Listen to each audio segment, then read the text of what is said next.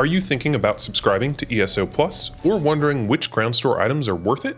Let's break it all down in today's video. Welcome back, Heroes of Tamriel. I'm Cal, and today we're diving into a topic that many players, both new and seasoned, often ponder. Is ESO Plus worth it, and what should you actually spend your crowns on in the Crown Store? Today we'll take a judgment-free look at the Elder Scrolls Online's ESO Plus subscription benefits, and I'll share my Crown Store recommendations to help you identify what's worth buying and what might be better earned elsewhere. Let's get started. Alright, let's start off with ESO Plus. For those of you out there who don't already know, ESO Plus is an optional monthly subscription for the Elder Scrolls Online. It comes with some great perks for subscribers and is often considered a necessity for the craft bag alone. However, when I started playing ESO, I actually didn't subscribe for several months. But I had one trick up my sleeve that many of you won't have. I had actually never played a Bethesda game, and as a result, I have the innate ability to leave a crate untouched, a flower unpicked, and a chest unopened. If you are starting out in ESO and struggling with inventory management, just pretend you're playing an MMO that is not a test game, and it's going to make your life infinitely easier. Of course, there is a chance that you'll miss out on some rare loot, but the loot tables in ESO are calibrated for an MMO, not a single player game, which means that you might loot hundreds, if not thousands of crates before you find anything of serious value. So I recommend just looking the other way for a little bit while you get a feel for the game. In my opinion, ESO is one of the best MMOs to play without a subscription. The base game includes a ton of content, and outside of the craft bag, the subscription perks are relatively easy to go without while you play through the base game story. But let's talk about the core benefits of ESO Plus. Now, obviously, we've got that crafting bag. It is game-changing for inventory management in the long run, and soon we will also have the furnishing vault as well, essential for home decorators. ESO Plus also grants access to all DLC, excluding the latest chapter and the premium classes, the Warden, Necro, and Arcanist. That is a ton of content that would cost hundreds of dollars to unlock otherwise. It will also double your bank space and housing furnishing limits, further easing those inventory management hurdles. ESO Plus grants a somewhat negligible 10% boost to XP, AP, Gold, archival fortunes, and crafting, but any boost is of course welcome. And it includes 1,650 crowns per month, which we will talk about more later. If you subscribe for more than 1 month at a time, you will also get that full crown stipend up front, all at once. So what is my personal recommendation when it comes to ESO Plus? If you're brand new, don't start with the sub. Get to know the game first. But if you've been playing for a couple of months and you like what you're seeing, ESO Plus starts to make a lot of sense. Even if you just subscribe for a short period of time, you can clear out your inventory, unlock key skill lines, claim companions, and you'll keep access to all of that after your sub lapses. ESO Plus trials also come up occasionally, and if you're not going to subscribe, I strongly recommend taking advantage when they come around. Alright, so that covers ESO Plus. Now I want to dive into the Crown Store. Of course, the Crown Store is ESO's premium in-game shop, where you can spend real money on crowns, and then spend those crowns on a variety of items. Mostly cosmetics and utility items that are really time savers, as well as account tokens and upgrades. But I want to take it category by category. So let's skip right down here to companions. And right now this category only includes Tanloran and Zareth Var, and they can be claimed for free while you're subbed to ESO Plus. So I would recommend not spending crowns on them. Subscribe for a month, get them for free. Next is the DLC category. And again, ESO Plus grants you access to all of this while you're subscribed. With the possible exception of the latest pack in the future, it's a little bit unclear what's going to happen after Seasons of the Warm Cold. So you could spend your crowns on DLC if you want to retain access to this after you let your sub lapse, but I would just make sure to complete the content that you want while you're subbed and not worry about unlocking the DLC permanently. The only DLC that I have unlocked here was given away either through events or daily login rewards. The quest starters are all free, so no need to cover those. Upgrades include stuff like assistants, additional classes, character slots, outfit slots, and appearance, race, and name changes. The assistants are absolutely worth considering, but I would not recommend spending any crowns on stuff like the riding lessons, or the sky shards, or the skill lines. Especially not the Curse of Vampirism, the Werewolf's Bite, or the Vampire Werewolf Cure. Do not spend crowns on these, I will bite you. And it costs less than 1,000 gold in-game to get a cure from a priest out in the world. Also keep in mind that stuff like the outfit slot slots and the armory slots are character upgrades, not account upgrades. So you'd be buying one armory slot for this character, not an armory slot for every character. Moving on to utility, I would encourage you to ignore this entire category. You'll be swimming in these convenience items from daily rewards, and there is nothing worth wasting your crowns on here. Not the bundles, not the individual experience scrolls. Just claim them from your daily login rewards and ignore this category. Next up, houses. As some of you know, I'm not the biggest fan of premium homes. I have picked up a couple, but I tend to prefer decorating the dozens of homes that can be earned in-game or purchased with gold. And those also show up here. Like Black Vine Villa, Captain Margot's, those can actually be unlocked without spending a single crown. So while there are some cool Crown Store exclusives like the Fair Winds, I would recommend never paying crowns for something that you can unlock in-game with gold, like Cold Harbor Real Estate. And it's a similar story for the furniture category. There are some things here that are exclusive to the Crown Store, like most of the house guests and some of the special furnishings, but there are just so many furnishings that you can earn in-game or craft that you don't really need to spend a bunch of crowns on stuff in the Crown Store.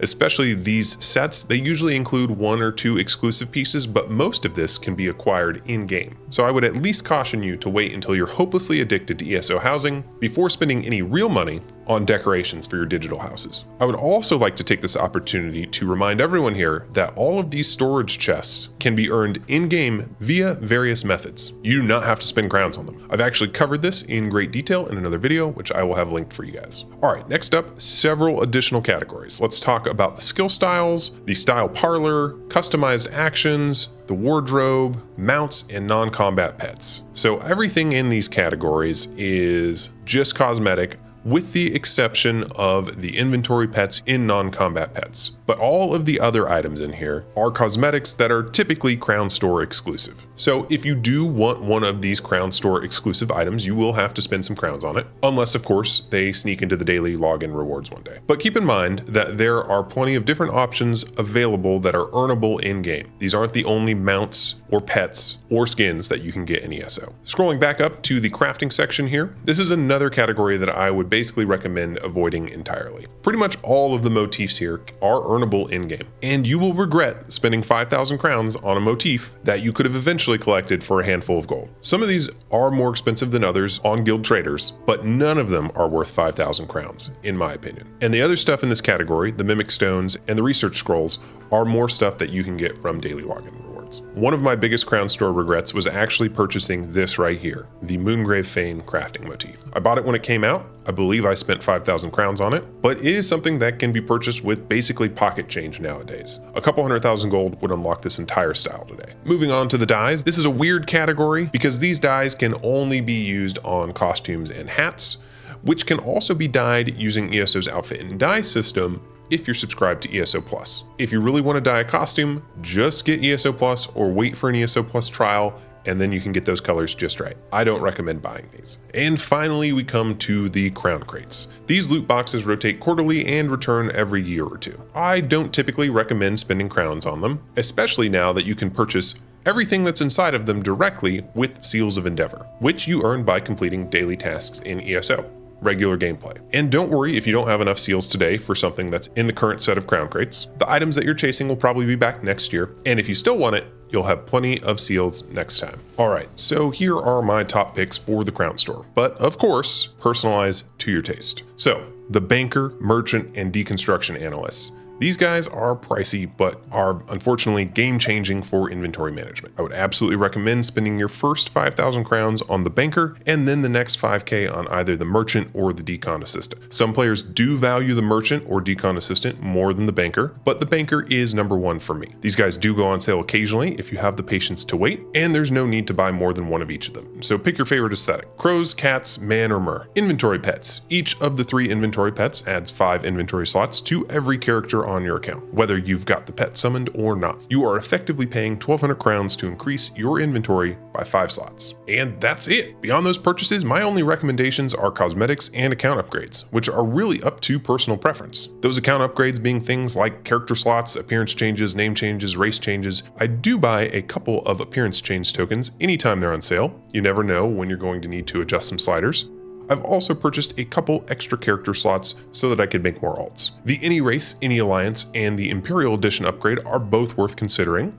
For a couple thousand crowns apiece, you can unlock the Imperial Race as well as the ability to make any race, any alliance. I don't think these are necessarily a great value, but if you like keeping your options open, or you want to play a specific race with a friend in Cyrodiil and you have the crowns to spend, you may as well pick these up. Now when it comes to cosmetics, I'm personally a big fan of the Barbarian Warrior Cosmetic Pack, the Barbaric Beauty Pack, and the personalities under the Style Parlor. I think these cosmetics add some nice options for character design, and I have no regrets spending my crowns on them. On the other hand, I do regret purchasing the base game hairstyles cosmetic pack, as it has cluttered up my collections menu and I almost never use the base game hairstyles. Same goes for the base game adornments cosmetic pack. It just unlocks the base game adornments, which I rarely use. I will, however, typically unlock any new hairstyles because I like having as many options as possible for new characters. I've also invested a few crowns into outfit slots, which are nice if you love customization, but always keep in mind that these are a character unlock, not an account unlock. And then finally, the Armory Assistant. If you swap builds often, this might be nice, and with subclassing coming, I can see it becoming more useful, but I tend to get by just fine with add-ons and the free Armory Station in my house. So those are my recommendations, but here are some Crown Store items that I would recommend avoiding basically at all costs. All of the utility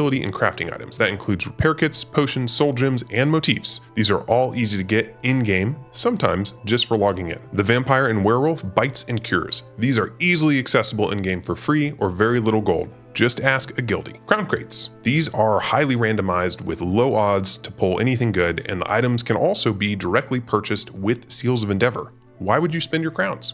Alright, so after playing for a few years, I do tend to ignore most of the Crown Store. I've already purchased the key items that I want for my account, with the occasional exception in new Crown Crates, which I can grab with Seals of Endeavor. But if you're new to ESO and you end up subscribing to ESO Plus, spend your crown stipend wisely, and you should be able to pick up the highest value items over the course of a few months without having to spend any additional money on crowns. Of course, if you're not planning to subscribe, or you just want to top up your crowns for some extra stuff from the Crown Store, wait for a crown sale. Crown sales typically occur 3 times per year. There's a spring sale in April, a QuakeCon sale in August, and a winter sale in December. I would only consider buying crowns during a sale and then saving them to use throughout the year. Stretch your crowns as far as you can. I would also encourage you to never rush a Crown Store purchase. Items do cycle back into the Crown Store, often with a discount. So here are my final thoughts on ESO Plus and the Crown Store. For new players, wait until you're invested in the game to sign up for ESO Plus, when you'll get the most out of it. But I would absolutely consider subscribing if you're planning on sticking around for a while. For long-term players, ESO Plus practically pays for itself with the craft bag and the crown stipend. The Crown Store itself isn't inherently good or bad, but you should be selective, plan ahead, and avoid those impulse buys. Alright everyone, I think that just about covers it for ESO Plus and the Crown Store. Let me know if I missed any key ESO Plus perks, or if you have other recommendations for Crown Store purchases in the comments below. If you found this video useful, be sure to drop a like and consider subscribing for more ESO content. I'd like to thank you all for watching and thank my patrons over on Patreon for their direct support. If you'd like to join them and get your name in the credits of the next video, I will have a link in the description. I'll see you all for the next one. Bye for now, everybody.